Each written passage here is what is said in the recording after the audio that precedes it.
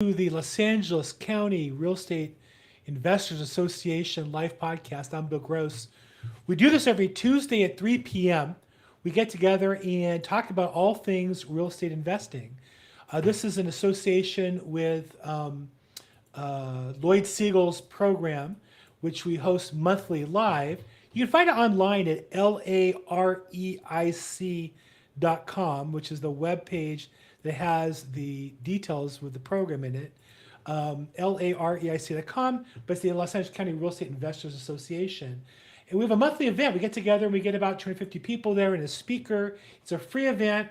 It was last week on Thursday, July 13th. It'll be on the second Thursday of every month. So in August, it will be on August 10th. I don't think they have the speaker marked up yet. They're going to have to redo the website.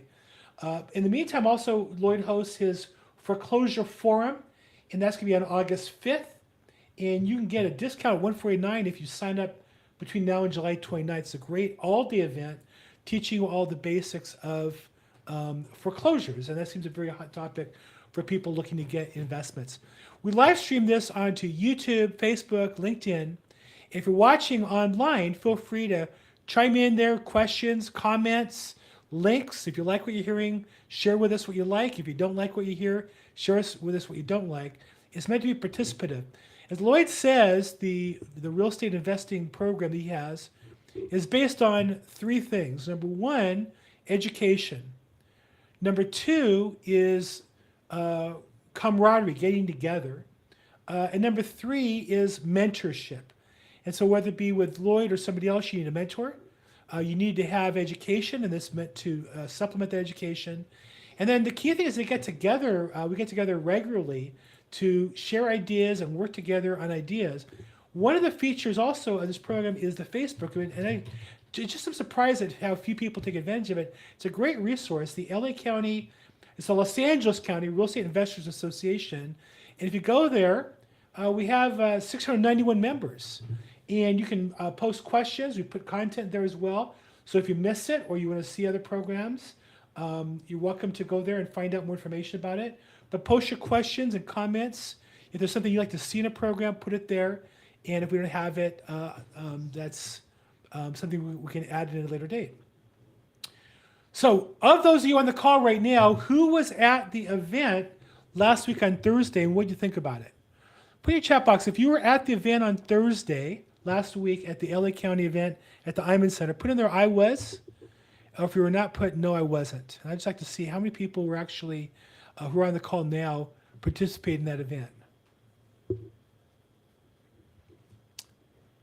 Anybody want to put in there what they participate or not? No? Okay. Well, the goal is to participate. What I'm going to tell you in real estate is the more that you participate, the more money you make. And it's really important that you be active and involved. Really excited today to bring to you our guest speaker. Lane is a master of real estate investment as well as passive income overall. And I'm really excited to have him here as our guest. And again, if you have questions along the way, please put in the chat box your questions. But let me introduce and say hi again to a friend of mine, Lane Kawakoka. I always get your name wrong. Kawakoka. Pronounce your last name for me, please, Lane. No, you got it right, man. You got it right. Kawakoka. Yeah. It's Hawaiian. So, and I see that AO just gets me because I'm a Los Angelino. So we don't. I can in Spanish I can pronounce your name, but your name's not Spanish. So Kawakoka. I suppose I can get. So tell me about how did you get started in real estate, and what's your basic focus today?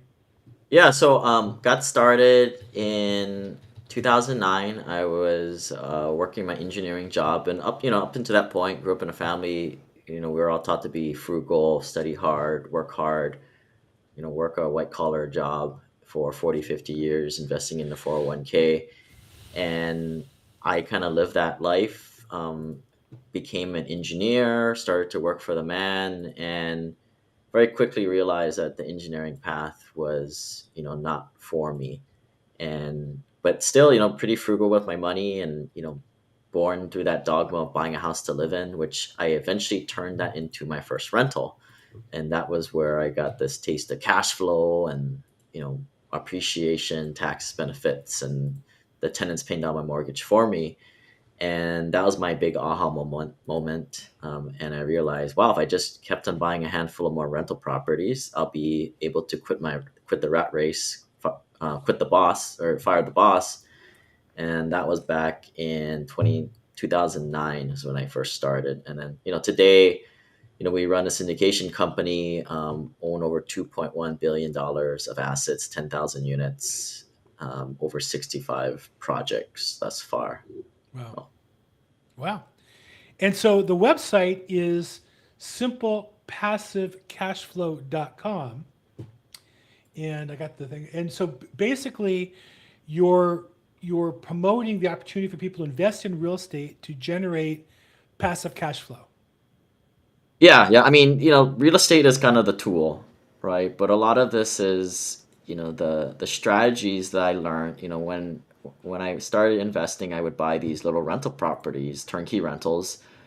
Good rent to value ratios, especially back then when I was buying them from 2012 to 2015. But as I became more of an accredited investor, started to realize, these little rental properties just aren't scalable.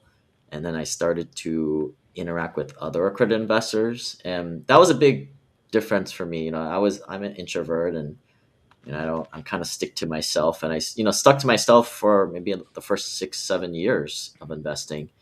But just by happenstance, I just met some other accredited investors that were doing the same thing I was, buying properties without even seeing them in Birmingham, Indianapolis, and Atlanta.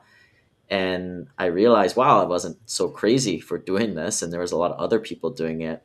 And started to realize and started to learn from other high net worth accredited investors and a lot of these strategies that we kind of break down for free on the website and the podcast, where at some point you move off to syndications and private placements, and you dump your little rental properties, and then there's another set of strategies with whole life insurance, accredited investor banking, and a lot of these tax strategies that aren't really accessible to just regular rental property owners that the affluent employ.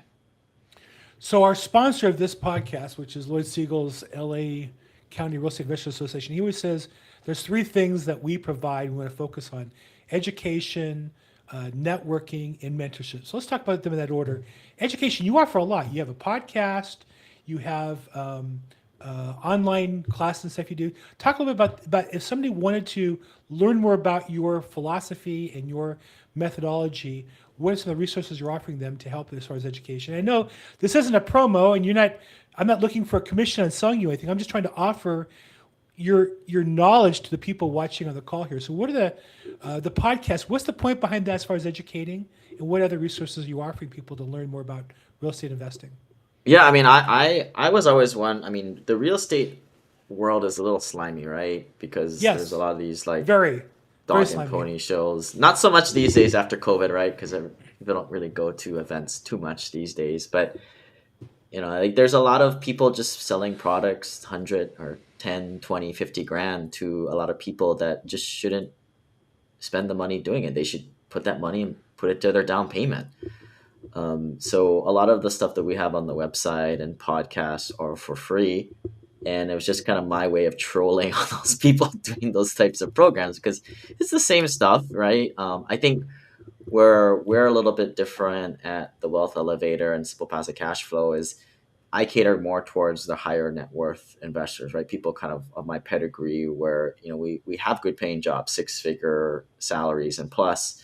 Um, we skip over the house flipping, we skip over the wholesaling houses, and you may even skip over little turnkey rentals, and you go straight to being an accredited passive LP partner. Um, so we kind of focus on that, and that's kind of what I write about in my book, The Wealth Elevator. There's different paradigms to this, and I think that's what's been frustrating me about financial advice out there. There's so much stuff out there, but it's all based on where you're at in the journey, right? Dave Ramsey, Susie Orman, a lot of them cater towards broke people, right? People who are in debt, too much consumer debt, or don't make more than 50 grand a year at their day job. Now, nothing wrong with that, right? I just personally lucky enough to go to college and get paid a professional salary right away, so I'm pretty fortunate. But there wasn't much information out there for working professionals, kind of like myself, and in 2016 I started my podcast. Just I don't think I was an accredited investor yet at that time, but just kind of told my story, right? And told the lessons learned, especially the lessons learned of being a younger, newer accredited investor. And you meet all these people, you travel the circuit, and you don't know who's legit, right? A lot of people are just fake it till you make it, internet sensations with a lot of Instagram followers, and it's really hard to determine who to trust out there. And that was kind of the vulnerable story that I told in my podcast.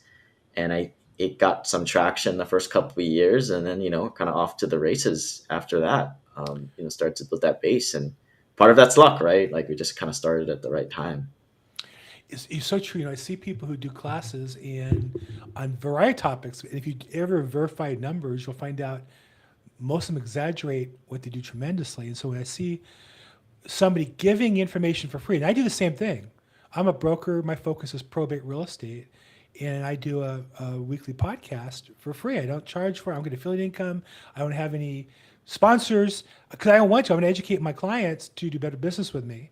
And I make enough money. I'd like to make more, don't get me wrong, but I think that if your focus is making money, that's different than focusing on creating value for people and the education. And that's why I saw your podcast. It's fantastic. It's free. It's one of the top podcasts on real estate investing.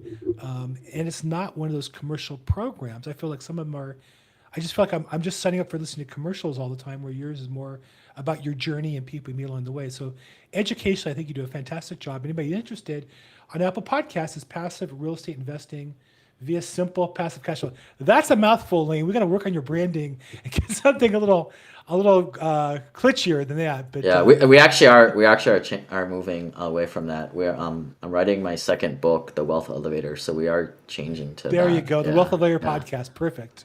I love that. yeah. Okay, good. So that's education. Let's talk about a mentorship. So people who get in your program, I presume the reason why is they want to work with you. Like you can talk about all the things they should do, but at the end of the day, if there are people who are going to want to sign up and be next to you, sit next to you, look over your shoulder, what do you offer in that area, or what do you advise people who are looking for that kind of relationship? Yeah, I mean that it's changed over the years, right? When I first started to do this in 2018, we unrolled out the incubator program, which is to help younger investors buy little remote rental properties, and it's basically the stuff I was doing at that time. Today, obviously, syndications and apartment buildings, but at that time, just how do you buy your first remote rental? I eventually closed that program. I mean, if people want it, they can get it for free. They can go to simplepassivecashflow.com/turnkey, I think. And you can just get it for free. I think it's like 10, 20 hours of content right there. But our listener base and myself were moving up the food chain, right? We were no longer non-accredited investors buying remote rental properties. We were more LP investors in syndication deals. So that was why we kind of cut bait on that program. And it was hard for me to do both, right? Because Sure. all the turnkey providers and property managers and the markets change all the time. And I didn't feel comfortable signing off on it. But, like you said earlier, right? Like I enjoy doing this. And I think that's why maybe it kind of was popular. And then, because you enjoy doing something, you're typically pretty decent with it, you know? But then, later on, you know, I mean, then I kind of saw like there's a lot of these education guru programs, like, buy a 300 unit apartment complex. There's like a dozen of them, right? They're all kind of the same. They don't really work. Like maybe like 1 or 3% of those students paying 50 grand will be successful, is the reality.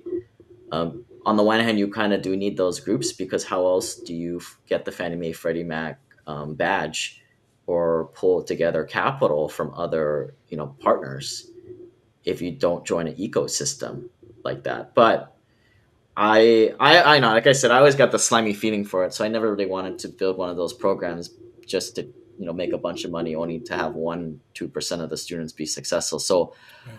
I really focused on like what was the need that I had as a purely or a accredited investor at that time, and that was a network of other purely passive investors. And there's really nothing else like it out there. It's what I think, of not young people trying to get rich quick, trying to syndicate their deal, but high net worth, accredited investors, most of which make multiple six figures at their day job. They're typically in their late 40s and older.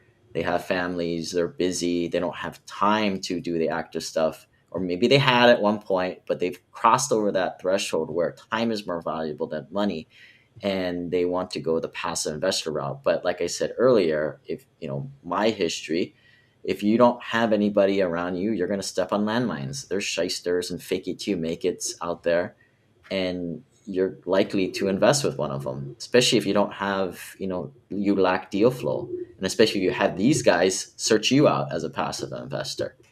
So that was kind of the vision, was to create a autonomous group of other purely passive investors, because that's what I wanted, right? Like, to have the, of course, you come into, because you're looking for deal flow and the tax strategies and the vendors, infinite banking practitioners, accredited investor practitioners, etc.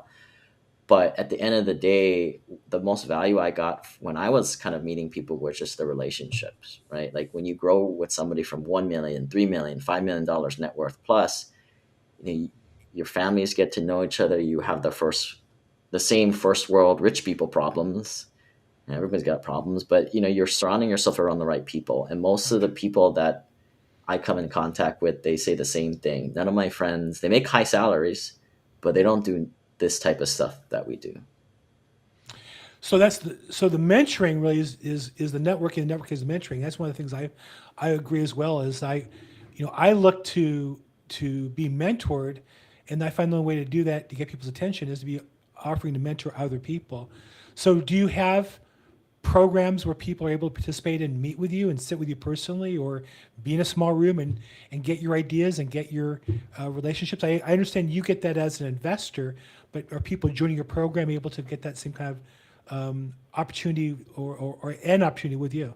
Yeah, I mean, it's kind of a invite only program at this point. We've got maybe over 100 investors of our total investor group have opted into that program. It is quite expensive, but if you're an accredited investor and you're investing quarter million, $500,000 in a variety of projects, I think it's a no brainer.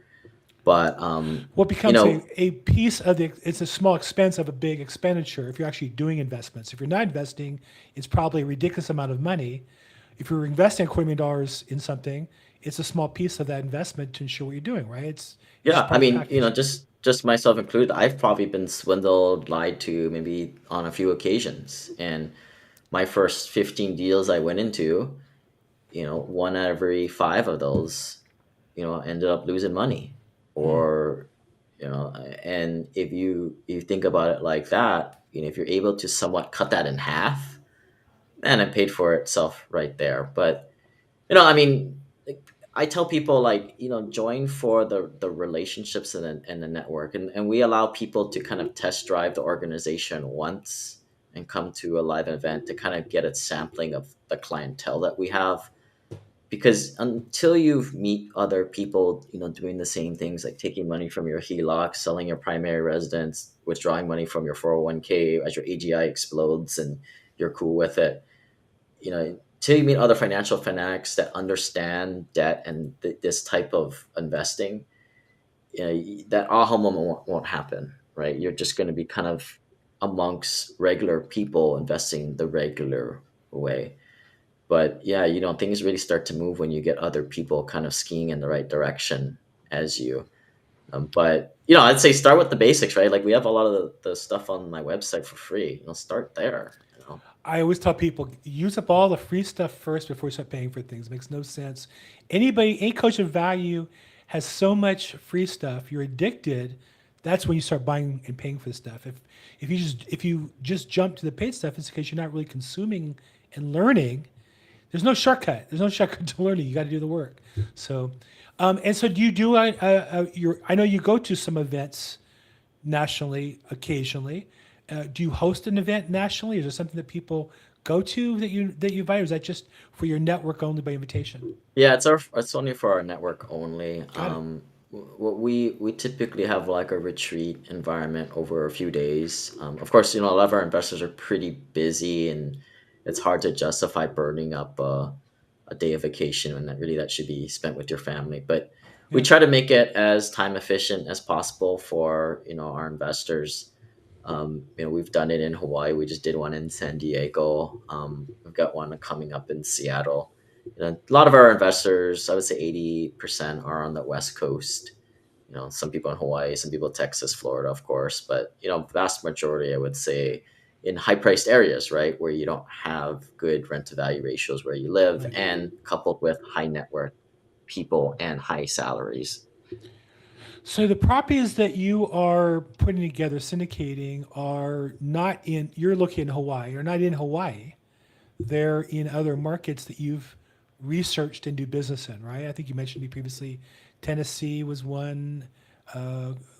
Where is it that you're investing currently or looking to in the next year or so?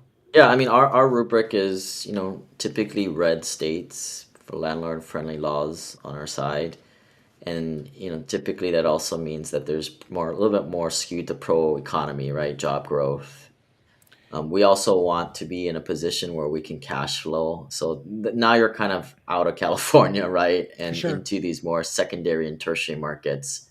And then, of course, pick the better emerging markets. So, right now we're like, Arizona, Texas, Huntsville, Alabama is our kind of smaller tertiary market, for example, and then Florida. I think people have heard this again and again, right? I mean, my whole investment thesis invest in things that are catering to the common man, the glut of the American population, and to me, that's the lower middle class.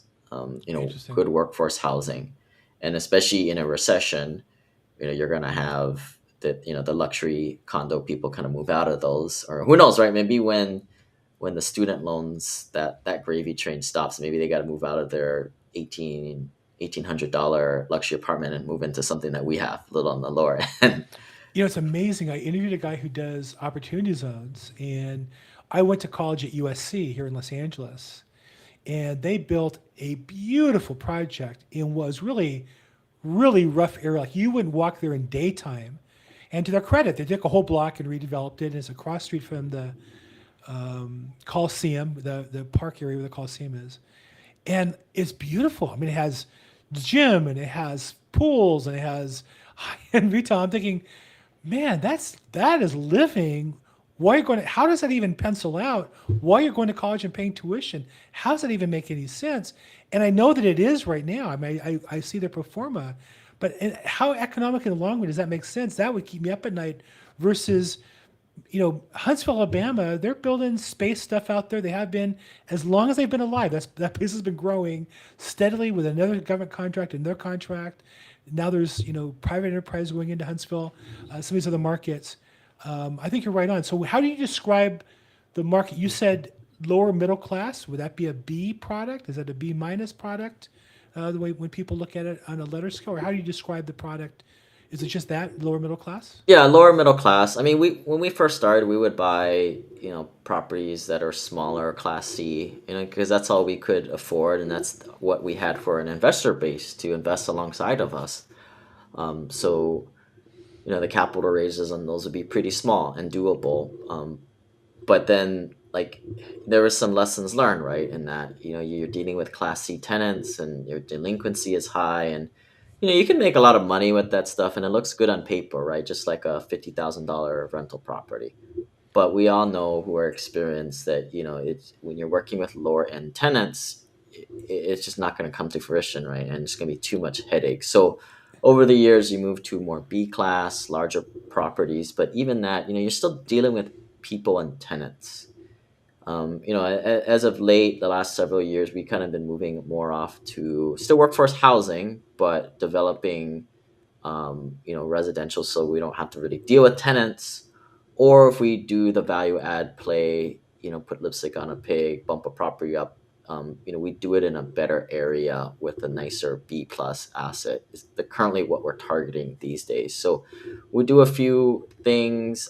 We kind of fish out of a couple buckets, but for the most part, still that workforce housing, right? Maybe 80. Some people call it like 80% of the median home price kind of tenant. You know, Although in a lot of these markets, especially if you're in California, or at the time I was living up there in Washington, I mean, the first time I went to Birmingham in 2010 or 2012, I mean, for me, it was a big culture shock, right? Seeing what people live in for $800 a month. So there might be some calibration there if you're a newer investor, not used to what people pay for rent or what people pay for houses in other secondary markets. Shocking. I live Shocking. in Hawaii. You live in California. I mean, in reality, we're the crazy ones, right?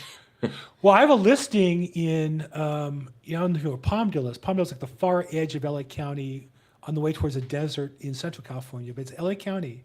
And I have a listing for, it's a $250,000 house. Now, you know, I didn't want to go inside of it, let alone live there. I mean, it is a whole different life than we live here in Los Angeles, and yet there are people who live in those in $300,000 houses, and around the country. There's nice homes.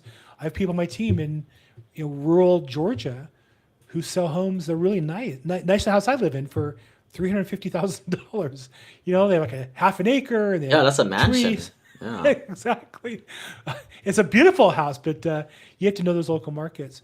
So part of what you're talking about then is somebody who has a job. By definition, they're probably busy, right? You don't make, you know, mid six figures. Somebody's paying that kind of money. They expect you to do something for it. And then you have properties that are outside of their home market. How do people get comfortable investing in other states? Is that just something that is a skill over time? They have to travel there and learn the market and feel comfortable, or how do you make it more accessible for somebody who's that first-time investor outside of their home market?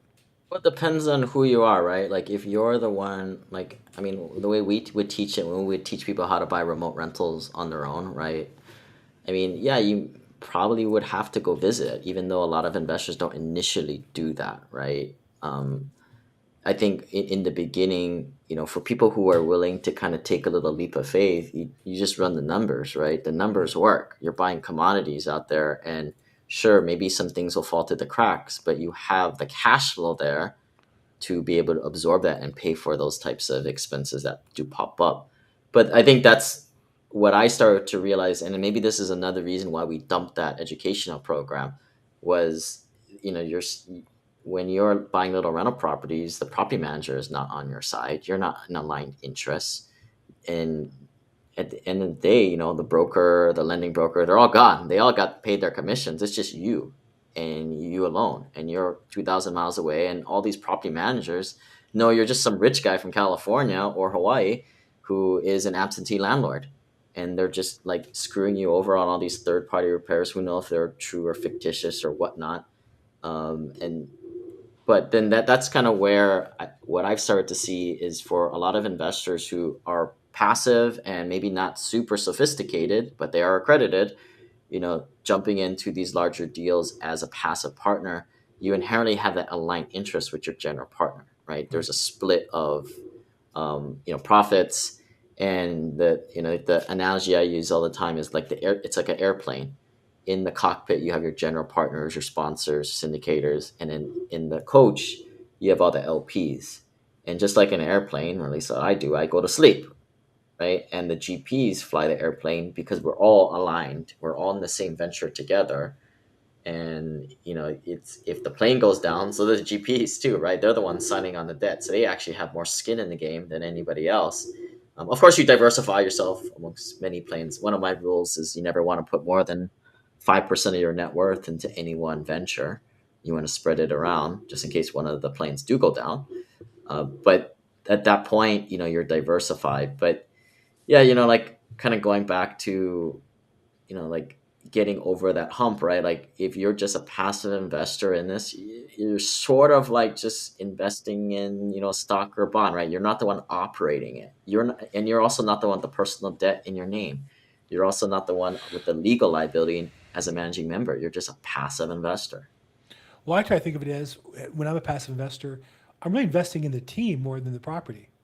I mean, the property is the tool they're using for that investment. But at the end of the day, it's really the team. If they perform, I get a return. If they don't perform, it doesn't matter how good the property is. If they turn over all their staff or they don't manage things properly, doesn't matter how good the property is important. Don't get me wrong, but your primary investment is, if you're a limited partner, is the team. They're going to control whether you're going to get a paycheck or not at the end of the day, and that's why it's so important. That's why I do this program. To be honest, this is the way I vet investments is I talk to different people and meet them and see what they do and try to find something that fits my profile, but also personality and something you feel confident with. Yeah. Well, look, we've got a bunch of people online here on YouTube, Facebook. Feel free to chime in if you have questions. Put it in there if you've had a good experience. How many of you on the call right now are currently looking to invest as a passive investor in a multifamily? Let us know what you're looking for. Be more glad to. We have an expert on the call. This is a guy who it would cost you a lot of time or take a lot of time to get a hold of him one on one. Fortunately, we have him here on the call today to interact with. And I know I enjoy your time. We've met before previously, and I liked you enough to want to share you with everybody on the call. So, what do you see as the biggest mistake when people, come to your programs and they get involved, they get interested? What do you see the biggest mistake they make in their journey? Is it not getting started? Is it jumping in too quickly? Where do you see as the most common mistake that people make when they start this process? Well, I mean, there is a little bit of education involved in this, right? But it shouldn't take much more than like 8 to 10 hours to kind of get up to speed and be probably more astute than the average accredited investor out there. I think people have to understand that they're not looking at what's in the black box, but they have to kind of know what the black box should look like from the outside, metaphorically speaking. And just using, like you mentioned earlier, right? You're talking about, you know, bet on the jockey, right? Your operating team. I think that's a great piece. That's a great information and advice. But if I were to kind of talk about the other side of the coin on that, what I did initially was I didn't care who the person was because again, I've been burned before, right? People lie, but numbers don't. So if you're able to underwrite the numbers and kind of verify for yourself, hey, where are the risks in this deal? Is this deal even going to pencil? You can kind of figure out like who's just BSing with you on their pitch deck and who's being conservative. And that's kind of it's kind of a chicken and egg thing, right? And unfortunately, most passive investors don't know how to underwrite the numbers, nor is that I don't think that that's in the scope of a passive investor, to be honest. Really? I would say, I mean, in my e-course that I have, that's, you can kind of get the free one on our website here for a short time, but there are a few things that you can spot check as a passive investor without running all the P&Ls and rent rolls and all that stuff that we do. They kind of I don't know cars, right? I like cars. They get me from point A to point B, but if I were to buy a used car, I'd go hire a mechanic, right? And tell me, hey, is this good? Am I getting a lemon, right? So similar fashion, right? When you're just a passive investor, just like, well, what is this? I just got emailed this thing to me. I don't know who these people are.